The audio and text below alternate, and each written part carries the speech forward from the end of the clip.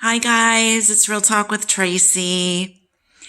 I wanted to ask you guys, why do you keep going back when you're so mistreated by a narcissist? Do you ever ask yourself why you keep going back and why you continue to put up with the lies, the criticism, the deception, the phoniness, the fakeness, the put downs? Don't you think you deserve more? Are you waiting for them to change? That's what I did with my parents. I would hear things like that my biological father would say, and I would kind of block it out because I didn't really want to look at who this person was. I wanted to see him through these beautiful rose-colored glasses that I wore.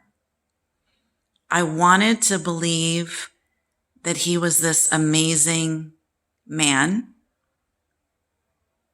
even though he walked out on me and my mother when I was a toddler, even though he gave me away and put me up for adoption,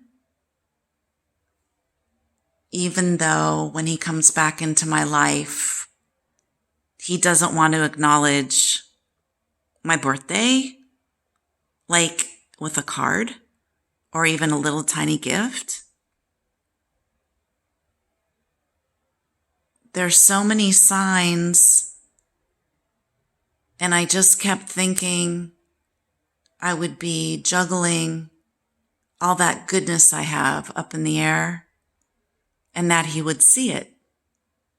And I think at moments he saw it, but he really never saw inside my heart, because the glasses he wore as a narcissist, it doesn't let them see inside your heart. They are wearing blinders, and they're incapable of seeing so much goodness in us, in other people, in humanity. They're really very insecure people that have to overcompensate. They can't really be real. And from what I've experienced, they're very controlling. So I read so many of your posts on Facebook of how you continue. I'm actually feeling the pressure here. How many of you continue to allow your parents, your narcissistic parents, to manipulate you and treat you like dirt, scapegoat you. Maybe you're not the golden child, you're not the chosen one, but you want to be. You really want to be the chosen one for someone who's so damaged? My whole childhood, I tried to get my uncle that raised me, who I thought was my dad, I tried to get him to see my goodness. And I don't remember growing up and him ever telling me, "You're beautiful." I don't remember him ever telling me, "You could do whatever you want.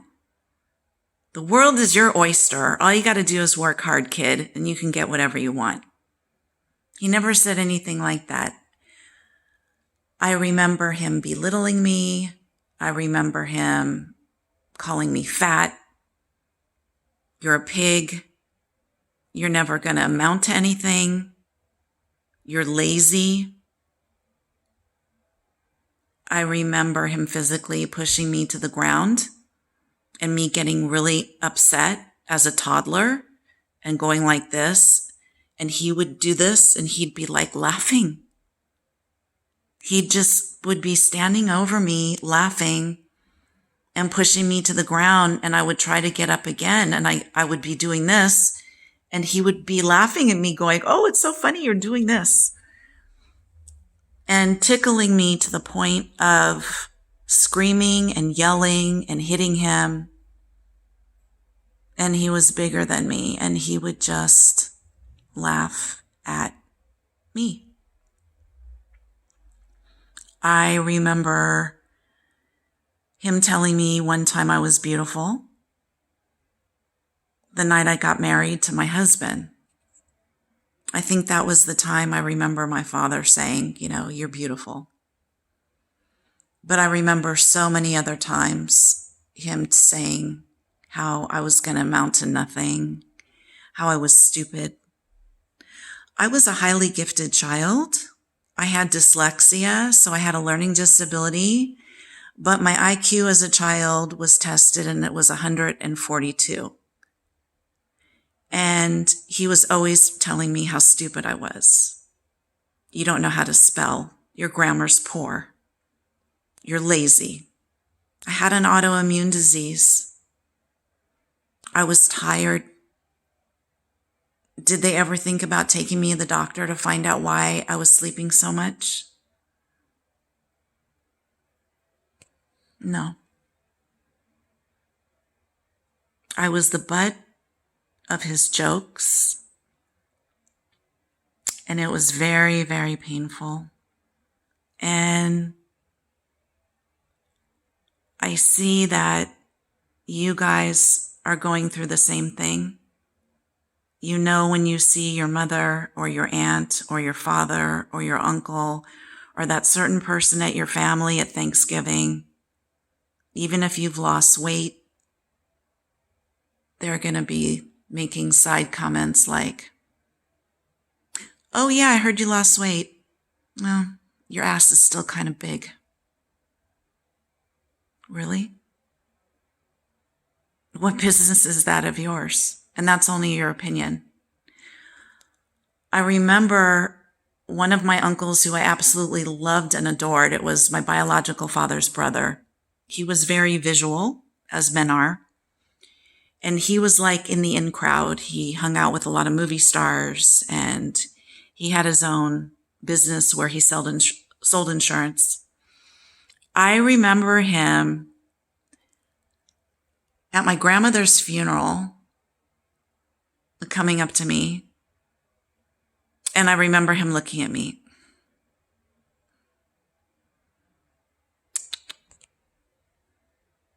You couldn't have worn a dress. You're wearing a pantsuit. Why aren't you wearing a dress? And I'm like, are you serious? I'm wearing a black pantsuit. Your mother just died and you're going to be critiquing what I'm wearing? Are you kidding me? Why do we continue to take this emotional beating? Maybe you're taking it from someone you're dating. You know, your boobs are just not big enough. That's why I'm cheating on you. I mean, I've heard so much of this crap online. You guys, you do not need to suffer. You do not need to take crumbs off the side of a plate when you want the whole pie or the whole piece of cake. You're worth more. There are people that are going to love you, whether you're chubby or short or tall or whatever. You got a little horn growing out of your head. I don't know. Cover it up with some foundation. There's people that are going to love you just for being you. With all of your quirks, with the funny mole on your cheek, with the funny scar on your arm, with the little jiggle in your thighs because you have too much cellulite. They're going to love you with your teeth being crooked. I have crooked teeth on the bottom now because I've had so much work done on my teeth because I was bad to myself when I was younger and I didn't brush my teeth twice a day. I went out dancing every night, you know. And when I first started making these videos, I thought, oh, I look horrible. And you know what? I'm more than just my freckles or my bags or my crooked teeth or my gray hair that I'm sprouting out since I'm in my 60s now. I wanted to see what God gave me. Your value is so much more than your shell. And it doesn't mean that you don't brush your teeth and wash your face and take a shower and maybe put on makeup and make yourself feel happy. It doesn't mean that. But it means that you could be real with other people and just be yourself. And it's okay. And people will appreciate you. The right people will love you for just being you. Quirky you, different you. I remember my aunt on the same side of the family, both sides of the family, I had craziness. Okay, I had craziness right and left, up and down. But I remember my aunt, my biological dad's sister, we would talk on the phone and she would say, "Oh, if you say like one more time, I have a jar sitting here on my desk. And you're going to owe me $1 every time you say like. It makes you sound stupid, like you're a valley girl." So I'm talking to her. This is years ago, and I said the word like again. And she said, like, "You're an embarrassment. I'm going to hang up on you if you keep talking like this." And she shamed me, and she made me feel so inadequate. And then I finally thought to myself, who in the hell is this woman? Who are you to be judging me?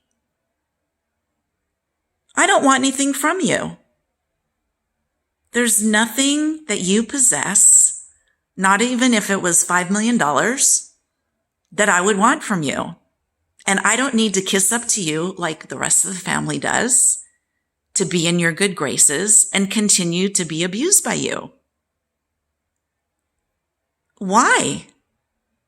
Why do you do this dance like a little monkey for people that are constantly poking you with a stick?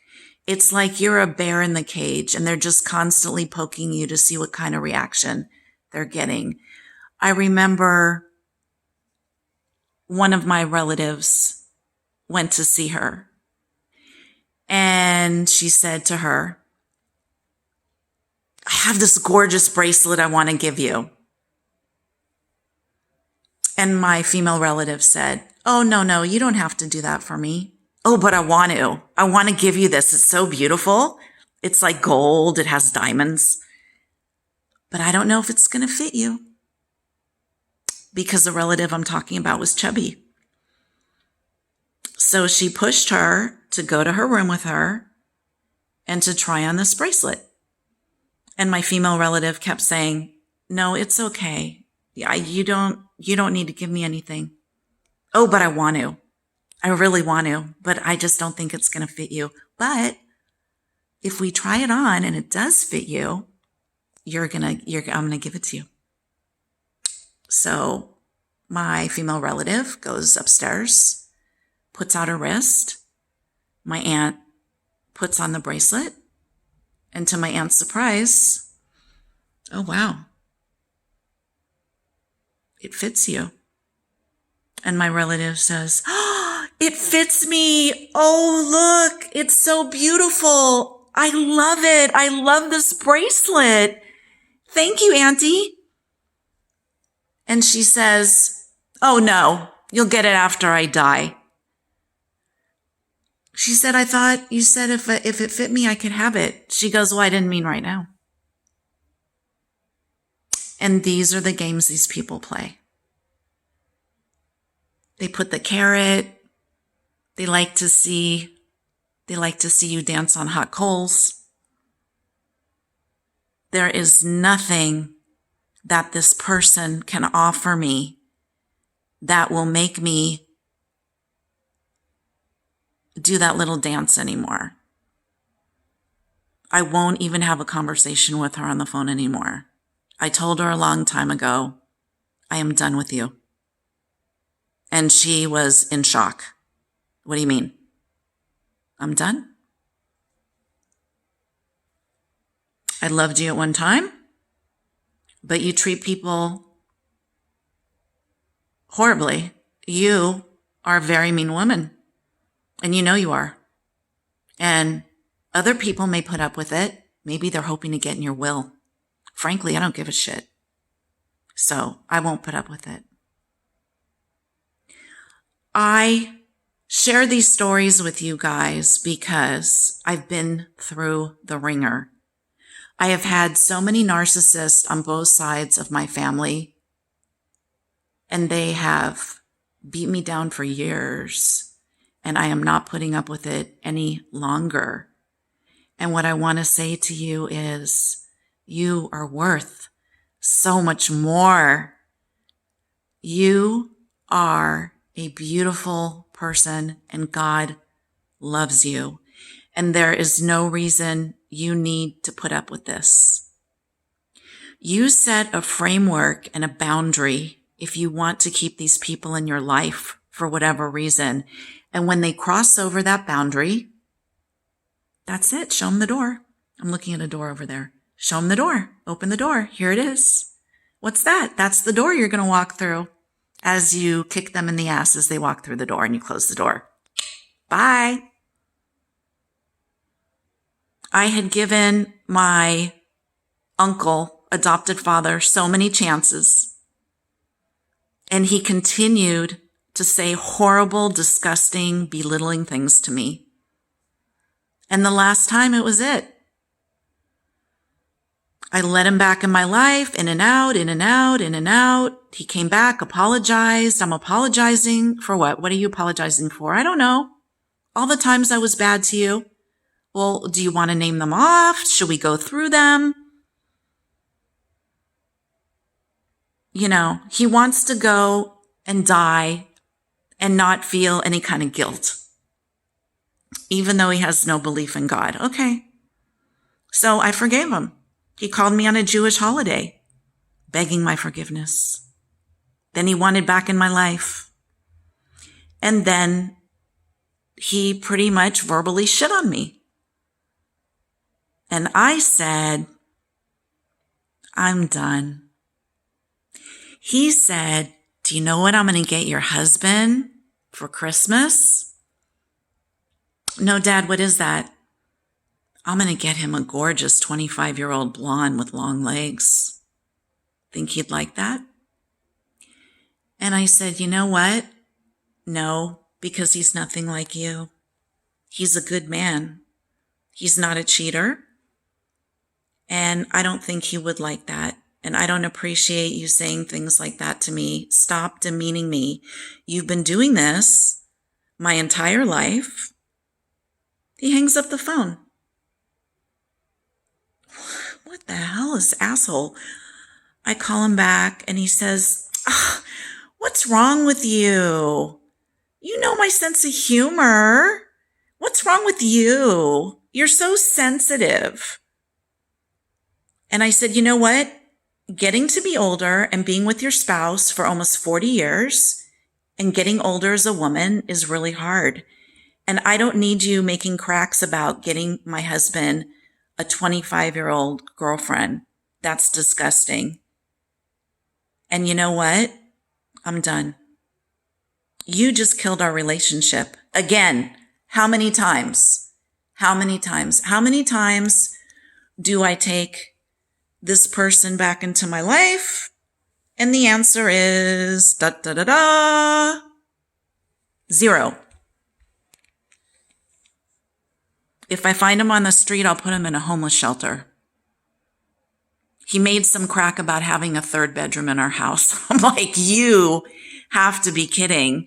You haven't spent Thanksgiving with me in 30 years. You think I'm going to move you in and put you up? When you're giving all of your money to your whatever wife and other family? You think that? You must really think I'm an ass.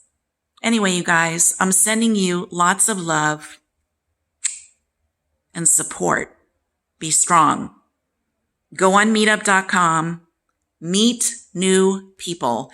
Surround your life with people that treat you with respect and love and dignity. Do not put up with people hurting your soul anymore. Life's too short. Life's too short to put up with this shit, right? All right, guys. Please subscribe and share. Thank you for letting me share my life. My husband and I did not have kids. Didn't happen. And I wanted to leave something behind for everybody. So I'm kind of documenting everything. Plus, I have a podcast and I dive deep into different topics. I'm starting to do more of that now. I had to get over the piece of being able to be on film.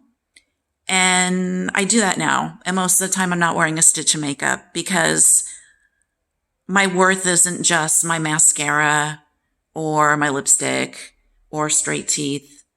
I think my value is sharing with you everything I've been through and letting you know there's another side, there's a better way.